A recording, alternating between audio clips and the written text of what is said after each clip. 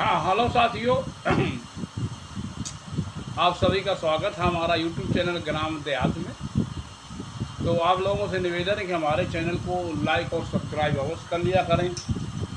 हमारा चैनल है ग्राम देहात को लाइक और सब्सक्राइब कर ले। अभी मैंने वीडियो बनाया था, लूट किया था, लेकिन उसमें कुछ त्रुटियाँ हो गई थी, तो मैं जो है उस त्रुटि की वजह से दोबारा ये वीडियो बना रहा हूँ कि एक देश एक चुनाव को मंजूरी दे दी गई। अब ये समझ लीजिए, इसमें बहुत विरोधाभास है। इस एक चुनाव और एक देश एक चुनाव, मतलब लोकसभा और जो है विधानसभा चुनाव साथ साथ, दोनों साथ साथ चुनाव कराए जाएंगे, ऐसा सरकार ने निर्णय ले लिया। और ये जो हमारे महामहिम जो पूर्व राष्ट्रपति थे रामनाथ कोविंद जी ने, तो उनकी अध्यक्षता में एक कमेटी बनाई गई थी, और उस कमेटी ने जो है रिपोर्ट जो दी थी अपनी, वो 2 सितंबर 1923 की रिपोर्ट अपनी दे दी थी।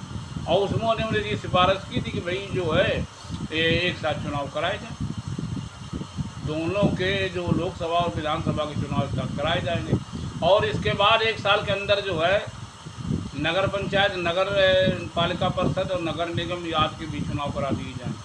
इस तरह कुछ उसमें रिपोर्ट में दिया गया है।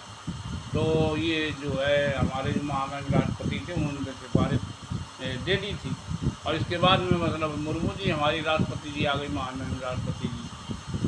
तो मैं ज़्यादा कुछ तो नहीं कहता हूँ। जो ये जो है जो पहले मतलब उनका तर्क था कि रामनाथ कोविंद जी का, महामहिम जी का, कि जो है 1951 से 1957 तक जो है चुनाव 5 साल में होते रहे।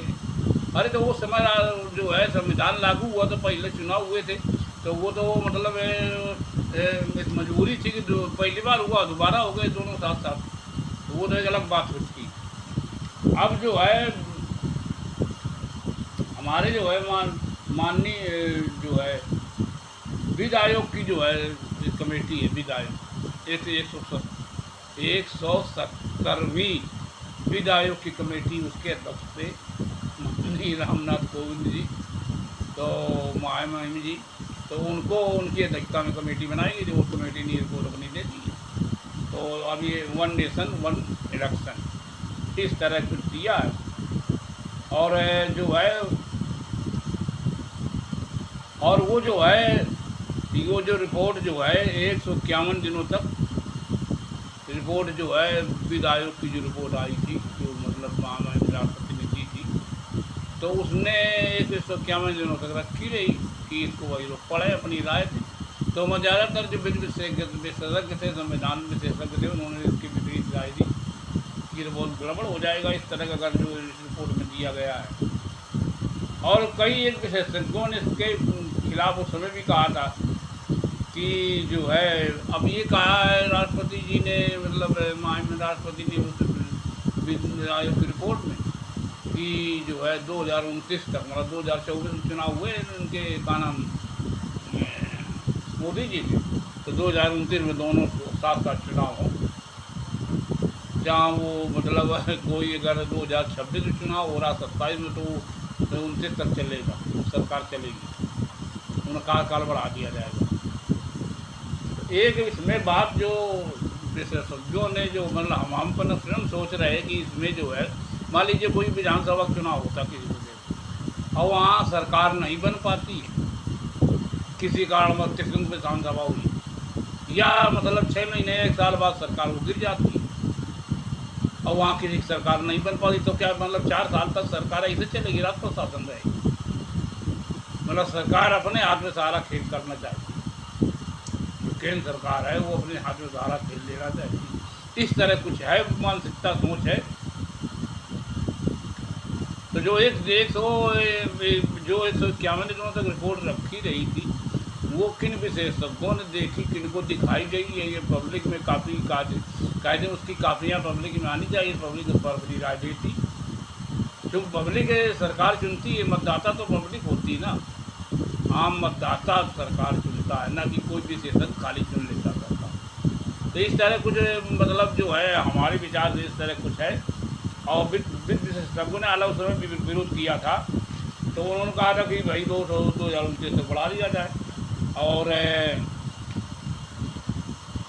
इस कमेटी जो बनाई गई थी इनकी अध्यक्षता में माननीय महामहिम राष्ट्रपति कोविंद की अध्यक्षता में, तो इन्होंने अब अपनी तरफ से, अब तो वो उन्हीं की तरफ से बात मानी जाएगी, लेकिन उसमें सारी राय जो है जो मोदी जी थे और अमित शाह उनकी राय के हिसाब से या उनकी कैबिनेट की राय के हिसाब से गोपनीय तरीके से समझा के और लिखवा लिया गया। ऐसे तो होता है, टाइप मतलब जो है पीएम वहाँ सब कुछ टाइप कर देता बस, और चली गई रिपोर्ट वहाँ का नाम राष्ट्रपति के पास, राष्ट्रपति बिल्कुल आँख बीच के साइन बना देता। मुर्मू जी हो चाह रहा है वो कभी विरोध नहीं किया। अरे यार मतलब ये जो है हमने, मुझे नहीं कहना चाहिए, हमारी उत्तर प्रदेश कानपुर देहात को, मैं वीरेंद्र कानपुर देहात को भी थे महामहिम जी, मैं उनका बहुत सम्मान करता हूँ, लेकिन एक बार बताइए कि मतलब उनके साथ में वो मुझे नहीं कहना चाहिए सब वो शब्द, वो मतलब